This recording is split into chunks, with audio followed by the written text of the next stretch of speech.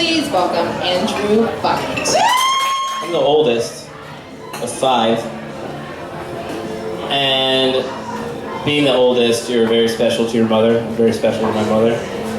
And I got a good 3 years in being the most special. And then my brother was born. And my mother was really funny when I was young. She was really funny. My humor very much comes from her teasing me very maliciously, very cruelly, playing jokes on me, telling me that dinner was canceled, all kinds of stuff like that. And so when my brother was born, I was like, yes, I've got... it was just like innate in me. I just wanted to just play jokes on him. And he was a very sweet boy, my brother. My brother Paul, he never cried as a baby. He would go to sleep whenever you wanted him to. All you had to do, you just kind of held his head a certain way, he would fall asleep. I had been a terrible, terrible child. To this day, we talk very adoringly about Paul, and then she'll kind of turn to me and go, "But you were a shitty kid." And she'll say, "We even thought he was autistic for like the first 4 years. He would cry, he barely talked, but he was just polite." And so when Paul started getting a little bit older, I was about 10, he was about 7. I started playing very mean jokes on him. I would, and this is even worse. Like, this is like the classic Big Brother thing to do, is to tell your brother he's adopted. But I thought this was even worse, meaner for me to do, because I didn't understand what adopted was, because I had seen Mommy Dearest, and there's a part where she's like, "I think I'll adopt one." And then that's the one that she very violently abuses. So I thought being adopted meant that you were violently abused. And so I told my brother that he was adopted, thinking that meant that he was like this horrible cast child.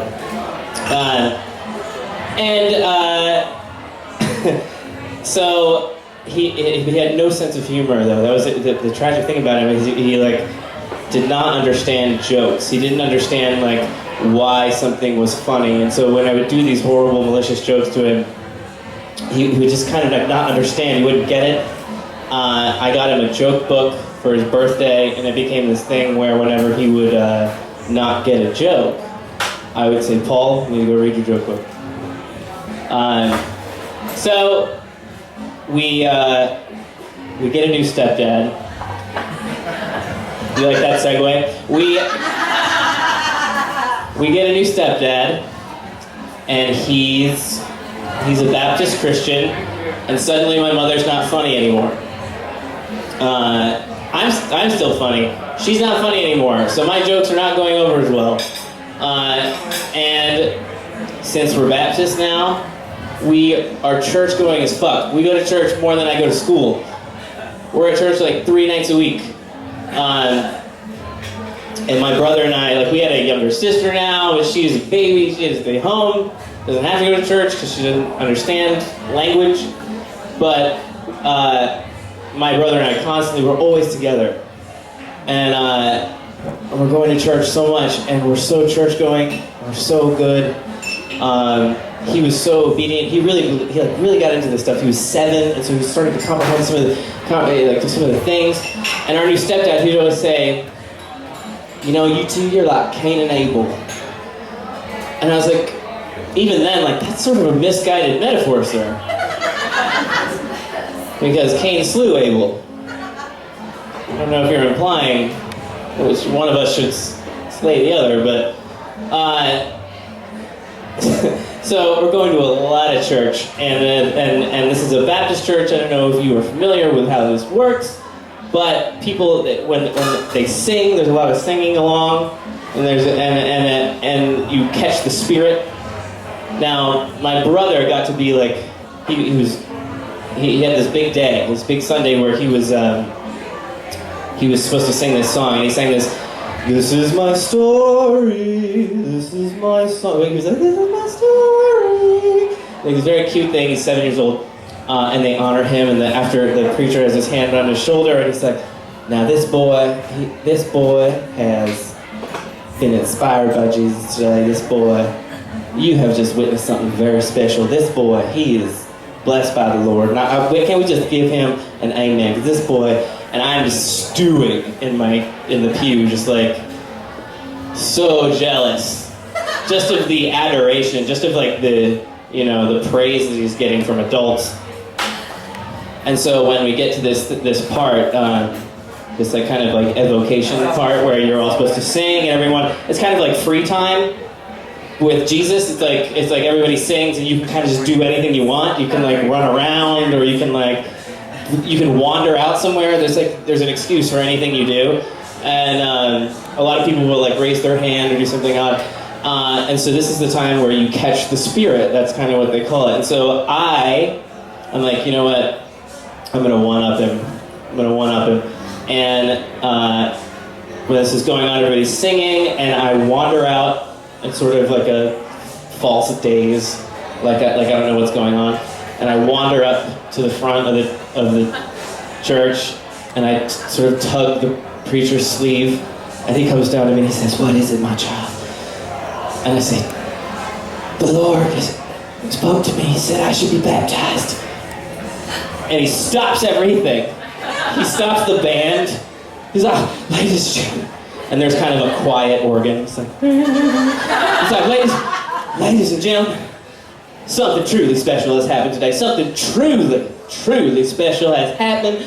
This boy, the Lord spoke to him, said he should be baptized. And everyone freaks out, like I've been spoken to by the Lord. Like, my brother, yeah, he's inspired by Jesus. I get spoken to by Jesus. He calls me on on my brain. So, we go home, and my brother, good job on the song, but I'm really getting a lot of love and affection from, especially our stepdad. And we go home, and I think my brother, for the first time, knew that I kind of. He was a very sweet boy, very, very, trusting, but I think he knew that something was not right. Something was rotten in Denmark. And so I had made this new friend across the street because I was a devil child. The only thing we were allowed to listen to were these Disney tapes that had popular contemporary artists doing very dorky songs.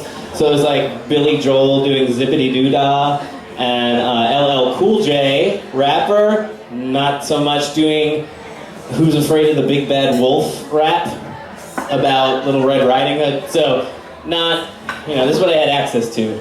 And I was starving. I mean, so I met this friend from across the street. I had to sort of get my mom's permission, but I was like, I'm going to go listen to music at her house. And she was like, well, what music? And this new girl, Jamie, genius, says, we're going to go listen to Genesis. Say no more, my mom said. Off you go.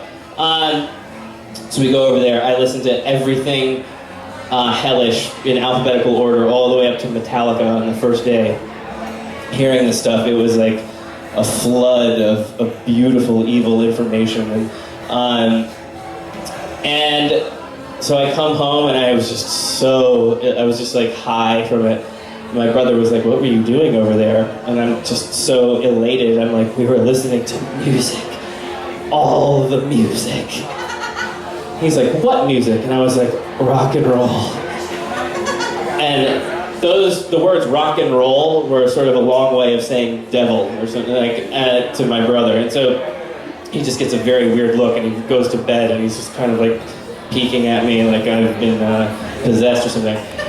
And the next day, we're at dinner, and I had been at Jamie's again listening to M through Z of the history of rock and roll. And we are at the dinner table, and we say grace. I don't know if the other thing about Baptist grace is it's sort of like riffing. Like, you don't, like Catholic grace is sort of like, bless us, O Lord, and these gifts which we're about to receive from thy bounty. Like, it's a very scripted thing. You go totally off book with Baptist grace. You do crowd work. You're like talking about, and I hope that Paul has a good day at school tomorrow and does well on his quiz and blah blah. And you do callbacks, and you're like, again with the quiz. Like, it's crazy. It takes like 25 minutes. And anyway, we do grace. We sit down at dinner, and everybody's talking about what they did today. And I say, Oh, I was over at Jamie's house listening to Genesis. And Paul goes, is Genesis also rock and roll? And they're like, it's like forks scraping and like cats dying and like rock and roll. And he totally rats me out. But he thinks he's doing the right thing. Again, he's not he's not vindictive. He just thinks that I need to stop listening to rock and roll. So I get in a lot of trouble, like not just trouble, but like serious trouble, like that my priest is called, or my pastor is called on the phone,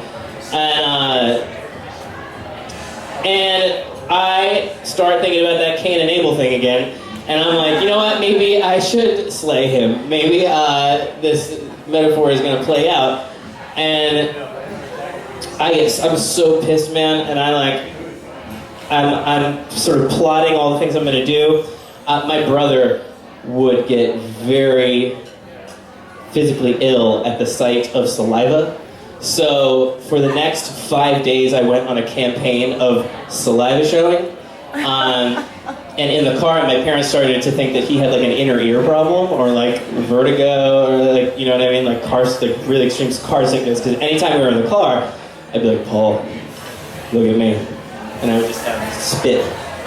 And he would get so sick, he would have to pull over in Taco Bell parking lots and shit. And like, that went on, and I was just planning a whole summer of just torture.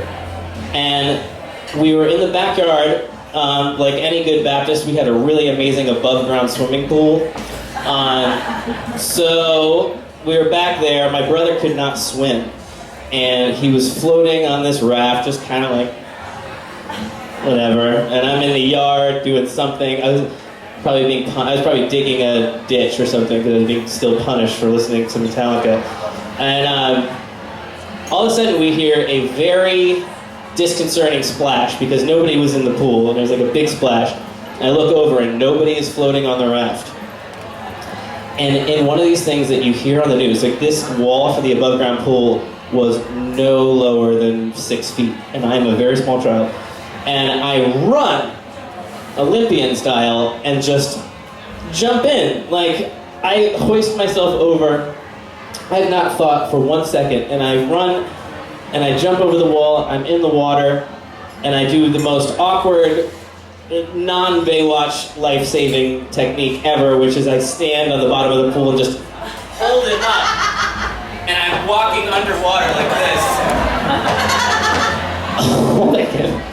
And we get to the edge, and I sort of throw him over with this absurd, unnatural strength. And we get out, and we're both just so terrified and out of breath, sitting there heaving. And he's like, and I'm just looking at him, dripping wet. There was nobody around, no parents, it was just us. And I'm looking at him, and I see my brother, and I start for the first time seeing him in a way like I see my features in his features, like I see my face in his face, and the sort of back and forth of that. And anything about what had happened was completely fell to the wayside. And I was like, I saved you. And he was like, it was a miracle. Thank you.